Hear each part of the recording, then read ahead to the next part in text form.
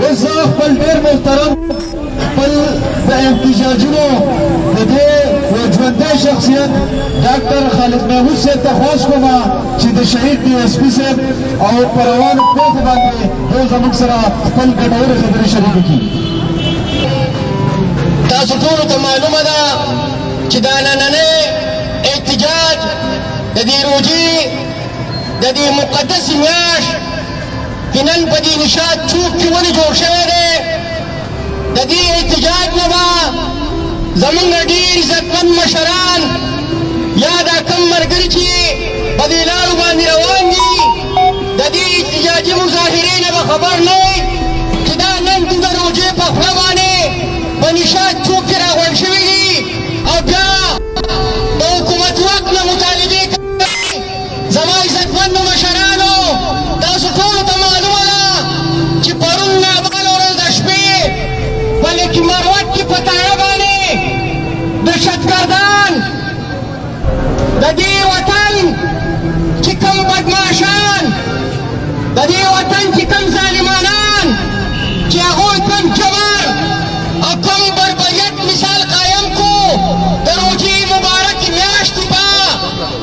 زمونږ چې کوم د دې وطن چې کوم محافظین دي چې هغه د دې وطن دپاره او د دې علاقې دپاره تعلیم ساتي، قوم هم ساتي، په هغو باندې د دهشتګردۍ حمله وکړه. د دهشتګردۍ په نتیجه کې په چوکۍ کې درې زمونږ پولیس والان په هغې کې شهیدان شول. د هغه شهادت نه بعد کله چې افسرانو ته پته ولګېده چې په تاره باندې حمله وشوه، نو هغې نه اقبال مومن غوندې بهادر یو جرأتمن افسر هغه واقعه له ځان را رسوو چې د دهشتګردو سره زه براه راست مقابله وله وکړمه. خو د بدقسمتۍ نه الله تعالی به د هغه شهادت لیکلی و چې په دغه دهشتګردو په هغه باندې حمله وکړه، هغه په هغه دماکه کې شهید شو. زه د ټول سوات له طرفه د ادیبانو شاعرانو د طرفه هغه شهیدانو ته د عقیدت ګلونه ته وړاندې کوم او د خیبر پښتونخوا پولیسو ته او د سوات پولیسو ته دا یقین داني ول ورکوم چې په یو صورت په یو قیمت باندې چېرته حوصلې ونه بېلئ ټول ولس د سوات چې څومره دی یا د خیبر پښتونخوا چې څومره دی دا د خپلو پولیسو ځوانانو سره اوږه په اوږه باندې باقاعده تور باندې د دهشتګردۍ په خلاف باندې په بھرپور طریقه باندې د الله په مهربانۍ باندې د دغه دهشتګردو په خلاف مقابله کوي. زما عزتمندو مشرانو، موږ ډېر امن پسند خلک یو، موږ ډېر پرامن خلک یو، موږ ډېر مېلمه دوست خلک یو. تاسو ټولو ته معلومه ده چې د هغه 2006 نه راواله 2023 پورې زمونږ ځوانان، قاني مشران، د سیکیورټي فورسز ډېر بهادر ځوانان، د پولیس افسران د دې دهشتګردۍ په دې جنګ کې خپل شهادت ورکړل. عزتمندو مشرانو، په شپ شپ باندې کار نه کېږي. موږ ټولو ته پکار دا دي چې په حیثیت د انسان، په حیثیت د مسلمان، په حیثیت د قوم، په حیثیت د پښتن چې څو پورې موږ د دې دهشتګردۍ په خلاف باندې موږ متحد شوي نه یو، خپل سیاسي مقاصد موږ شاته لایته وکړي او موږ د دې دهشتګردو ته څنګه چې دلته د نن نه یو 4 میاشتې مخکې موږ د دغه دهشتګردو په خلاف باندې سوات ټول متحد شوي او د دهشتګردو په خلاف باندې موږ راپاڅېدلي وو چې موږ په سوات کې او په ټول وطن کې موږ دهشتګردي نه منو. موږ له پکار ده، موږ له پکار دا دي چې موږ باقاعده طور باندې څومره اختلافات دي، که هغه سیاسي پارټیانې دي، که هغه قوم پرست پارټیانې دي، ټولو له پکار دا دي چې د دې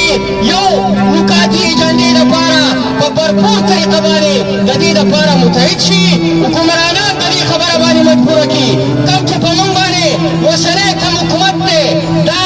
مرکزي حکومت، صوبایي حکومت مکمل طور باندې دا امن و امان په راوستو کې ناکامه دی. عوام په تحفظ کې نه دي، چې عوام په تحفظ کې نه دي، زما تاڼې به څنګه په تحفظ شي، زما چوریانې به څنګه په تحفظ کې شي. خو د الله مهرباني ده، د الله مهرباني ده. هم دا عزم کړی دی چې موږ به د دې خپلو پولیسو سره اوږه په اوږه باندې به ولاړ یو د دهشتګردو په سړک باندې به موږ ولاړ یو او موږ هغه دهشتګردو ته هم وینا کوو چې موږ به تاسو موږ نه شئ دباولی نه د سوات خلک دباولی شئ نه د سوات پاچانې دباولی شئ نه د سوات قومي مشران دباولی شئ نه الکترونیک پرنټ میډیا دباولی شئ نه شاعران دباولی شئ موږ دا لوست کړی دی چې موږ په دې خپله خاوره باندې نور دهشتګردۍ ته تیار نه یو موږ هغه صورتحال دلته نه غواړو چې کوم په 2009 کې په دې چوکونو کې به زمونږ مشران به یې ځوړل کړي وو او د 11 بجو پورې به یې څوک به یې نه اوچتئ موږ دلته هغه نمونه صورتحال دلته به د خپل قام باندې نور غوښتل تیار نه یو موږ دلته به باقاعده طور باندې د دې لپاره په یو پیج باندې ولاړ یو د دې لپاره به یو عزم کوو د دې مشکلاتو تکلیفاتو دپاره یو والی به کوو پولیس ته موږ ډاډ ورکوو چې خپل حوصلې بلندې کوئ انشاءالله تعالی که د قام ضرورت راغی د پولیس نه مخکې به د الله په مهربانۍ باندې د سوات ولس به ولاړي د سوات دا قام غیرتي قام به ولاړي خپلې تارې خپلې چوکۍ دا به د هغې لپاره به جدوجهد کوي عزتمندو مشرانو خپلې خبرې ختمومه حکومت ته خواست کوم سوال ورته کومه چې کوم نیشنل اکشن پلان دې جوړ کړی دی د هغې ته ته احترام دي کوم دهشتګرد چې تا په جیلونو کې ساتلي دي هغه دهشتګردو به په بھرپور طریقه باندې سزاګانې وله ورکړه نور موږ دهشتګردي نه غواړو موږ د خپلو بچو په لاسونو کې موږ قلم غوښتل غواړو د تعلیم په ذریعه باندې به انشاءالله تعالی موږ دغه دهشتګردو نه چې کومو خلکو دلته دهشتګردي په موږ باندې مسلط کړې ده هغو ته به موږ باقاعده طور باندې د قلم په ذریعه باندې دا خپل طاقت پورته د الله په مهربانۍ باندې ښیو زه ستاسو د دې ټولو عزتمندو مشرانو د فیاض ظفر صاحب د میډیا والا ډېر زیات شکریه ادا کوم چې د دې روژې په خوا باندې راغلل او د هغه خپلو غازیانو د هغه خپلو شهیدانو د یووالي دپاره د هغو سره د یو یکجهتۍ دپاره نن د دې اتمې روژې په خوا باندې نن په دې نشاط چوک کې د هغو د کورنو سره د هغه غمځپلو د کورنو سره دا ټول قام چې کوم دی د هغه پولیسوالو په غم کې باقاعده طور باندې شریک دي د هغو خاندانونو نه موږ باقاعده طور باندې ډاډ وله ورکوو چې د سوات ولس او د خیبر پښتونخوا ولس چې کوم دي دا ستاسو سره باقاعده طور باندې اوږه په اوږه باندې ولاړ دي خدای په عزت ساته خدای خوشحاله ساته خدای په امن ساته خدای له چا محتاجه کومو اللهم ربنا آتنا فی الدنیا حسنة وفي الآخرة حسنة وقنا عذاب النار